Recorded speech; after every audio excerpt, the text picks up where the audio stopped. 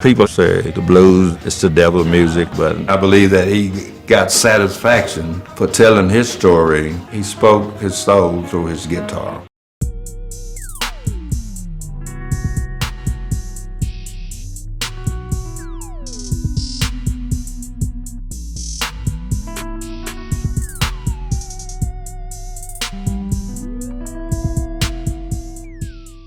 Over the course of our little endeavour, we've discussed the origins of the recorded blues and how the New York-based record companies spread their feelers afield to find new talent to record for both urban black audiences and an increasingly curious, if still tiny, white audience. Here we'll look at the great progenitors of the blues, the titans of the 20s and the early 30s who came from tiny hamlets in Texas, Mississippi, Georgia, the Carolinas, Tennessee or elsewhere, and were the principal authors of the longest venerated blues styles. Some of these you may be familiar with, others not, but between this brief essay and the playlist, I hope that, on the whole, you find it edifying.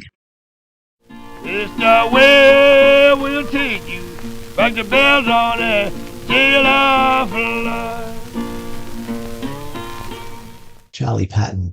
Often referred to as the father of the Delta Blues, Charlie not only gave the Mississippi Blues its first local hero and one of its primary influences, but he was the first to have his music break out of Mississippi to Chicago and New York, the two major northern markets. Patton was also a great showman who, rather than wander and play wherever he could find the work, was so popular he could schedule and set a fee for tours in advance. Patton also didn't limit himself to the blues, singing hillbilly songs, pop hits, rags and hokum. He travelled once a year to Chicago to perform and had reached New York by 1933.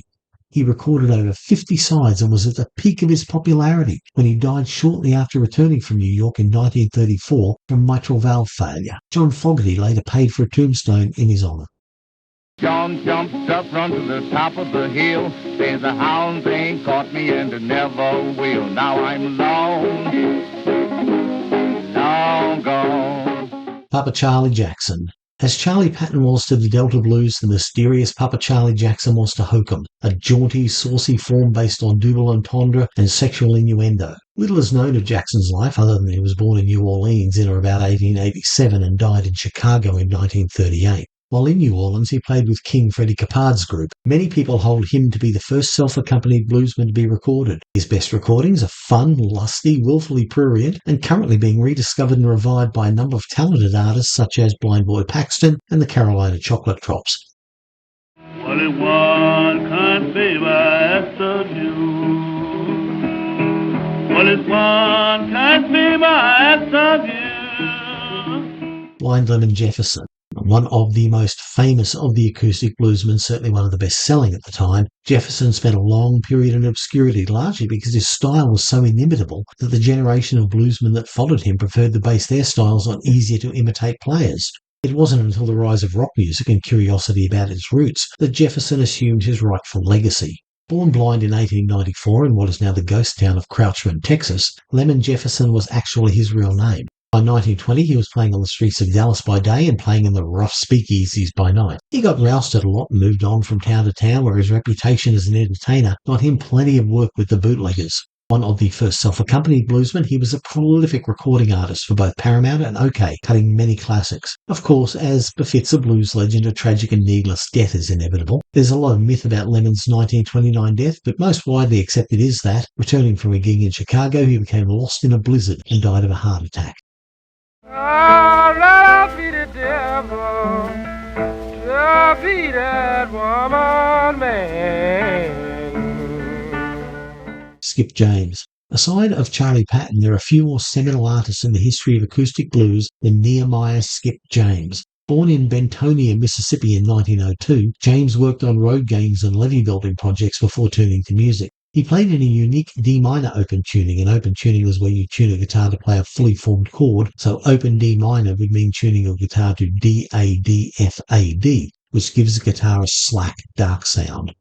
And commencing in January 1931, after a long career as a famous and influential local musician, schooling young Robert Johnson, who he thought was terrible, and Muddy Waters, he headed north to Grafton, Wisconsin to record for Paramount. Here, in the session stretching just a month, James cut some of the greatest blues songs ever. Unlike most people on our list, James lived a relatively long and happy life. Despite his image as the dark mage of the blues, as he aged, he was actually quite often a friendly and witty chap. After over 30 years of obscurity, James was, however, rediscovered by the folk festival circuit in the 1960s and spent the rest of his life travelling the country, meeting old friends and playing for the hippie crowd, which he held in great affection. Sadly, Skip passed away from cancer in 1969. Went to church, put my hat on the seat. Lady said on the seat, Daddy, you sure is sweet, Mr. Diddy Boy Diddy. Mr. Diddy Boy Diddy. Blind Blake. Another of the early bluesmen whose only biography is myth, Blind Blake is most famous for his astonishing guitar technique, which remains influential to this day. He was born in 1896, possibly in Jacksonville, Florida, or Newport News, Virginia, or given his use of Gullah dialect, possibly the Sea Islands of South Carolina. Blake was one of the earliest recorded bluesmen, laying down his sides in Chicago in August 1926 and continuing until 1932 when his label, Paramount, folded in the Depression. It's estimated that a quarter of all race records issued between 1929 and 1932 were on the Paramount label. Blake died in 1934 of tuberculosis, but for a long time his fate and the fate of Blind Lemon Jefferson were conflated. When you're researching the early blues, you'll hear a lot about race records. Now, when they call something a race record, that's not a bad thing. It's co-opting a term from the Harlem Renaissance, which encouraged black people to think of themselves as the race, not a race, the race. So if a person reached a position of prominence or great respect in the black community, they were referred to as a race man or a race woman. And calling something a race record was intended to signify to black people that it was a record made by black artists, intended for black people, marketed towards black people. The term fell out of favour towards the Second World War, and a new term, rhythm and blues, came in to replace it. If I die in the German war, I want to... Ishi Wiley, a mysterious figure about whom very little is known, including her real name, where and when she was born, where and when she died, and what she looked like. There are no known photographs in existence. Ishi Wiley, her real name was possibly Lily May, was born, again, possibly in Louisiana in 1908. She possibly died in Oxford, Mississippi in 1938 or 1939, but there's also a story that she died in 1950 in Burleson County, Texas, after hitting her head in a fall. Her career effectively ended when she stabbed her husband to death in 1931, a crime for which she served 2 years at most. She only recorded 6 sides for Paramount at their studio in Grafton, Wisconsin. I'm not sure if it's not to some degree fashionable obscurity and revisionism, but Wiley is being hailed as the greatest female country blues singer of her generation. It's hard to argue with that given the dearth of competition and the wonderful Last Kind Word blues covered by Rhiannon Giddens and Robert Plant and Alison Krauss. Clearly she was a major talent. Both Last Kind Word blues and her last single Eagles on a Half, backed with Pick Poor Robin Clean, are especially wonderful, and her murky backstory, or absence of backstory, only magnifies one's curiosity about where this music came from and where it went. He's a dirty motherfucker. He don't mean no good. He got drunk this morning, tore up the neighborhood. Memphis Minnie.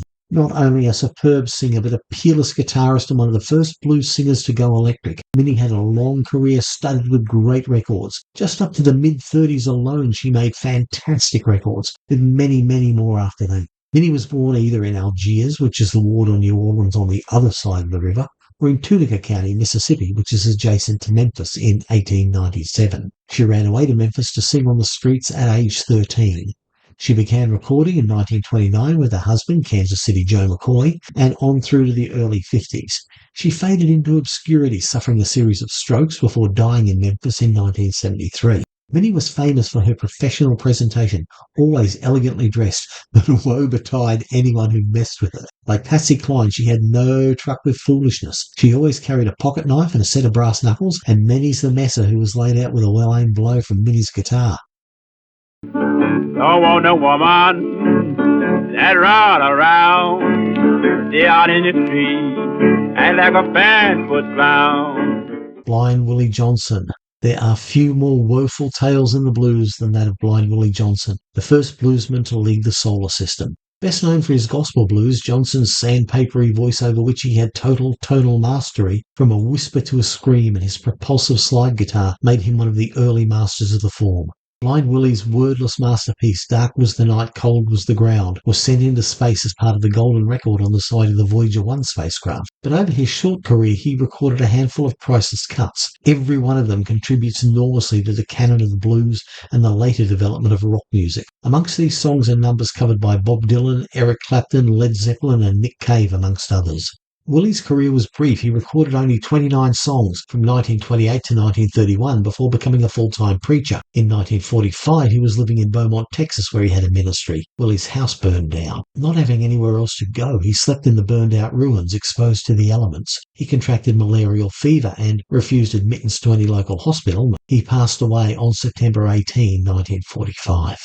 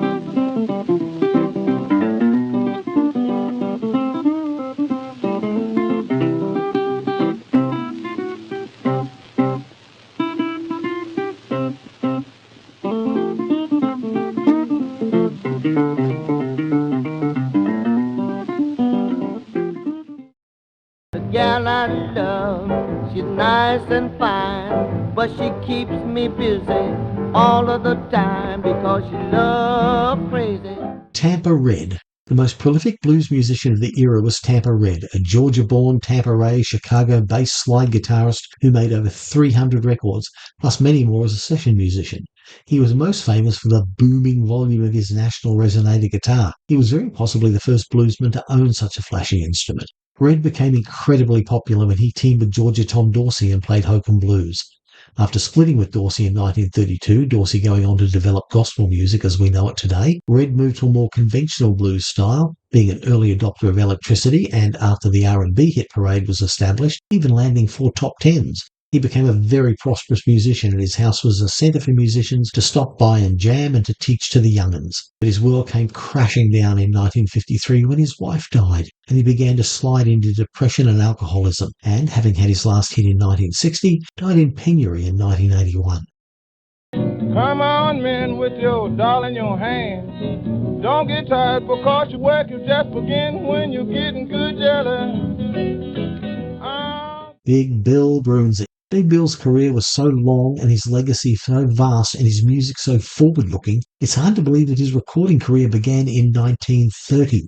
Born near Lake Dick in central Arkansas, he worked the shares, did some preaching, played fiddle in country bands, and even did a hitch in the army before migrating to Chicago in 1920. In the big city, he worked many odd jobs and worked on improving his education. He also played fiddle in clubs for homesick Southrons, switching to guitar taught by Papa Charlie Jackson, and concentrating on country blues styles. Gradually, though, he began to evolve a more urban sound, the forebear of the great Chicago blues style of Sonny Boy Williamson and Muddy Waters. By the end of the 1920s, Bill was a major attraction, known for his flashy dressing, piquant turn of phrase, and formidable guitar and vocal skills. He was reluctant to start a recording career simply because live gigs paid better, but he dipped his toe in the water in 1930. He didn't begin to record in earnest until 1934 when RCA signed him up. From then on, through the 30s and 40s in the States and then into the 50s internationally, he became one of the most popular bluesmen, unsurpassed perhaps until Jimmy Reed came along. His signature tunes are essential listening.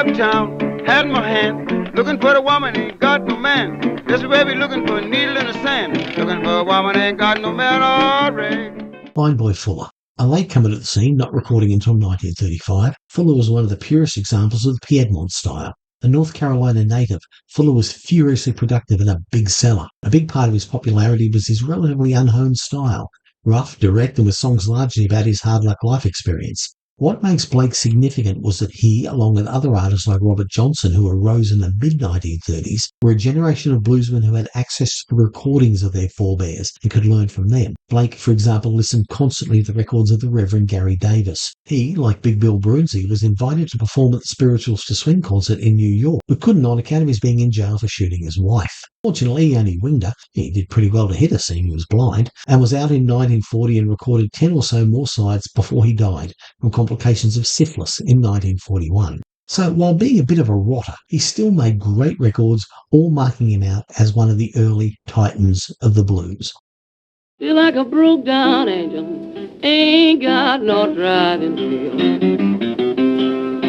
Feel like a broke down angel, mama, ain't got no... Blind Willie McTell. McTell, in the late 1920s and early 30s, established himself as the most cryptic and poetic storyteller in the blues. Largely forgotten for many, many years, although Bob Dylan did shout him out on the song Highway 61 Revisited as Georgia Sam, which was one of McTell's many aliases, his reputation and myth has been hugely rehabilitated, so much so to the point where he is now discussed as a serious rival and perhaps superior to Robert Johnson. McTell was a well-known street performer and an occasional recording artist right to the end, when booze and diabetes finally finished him off in 1959.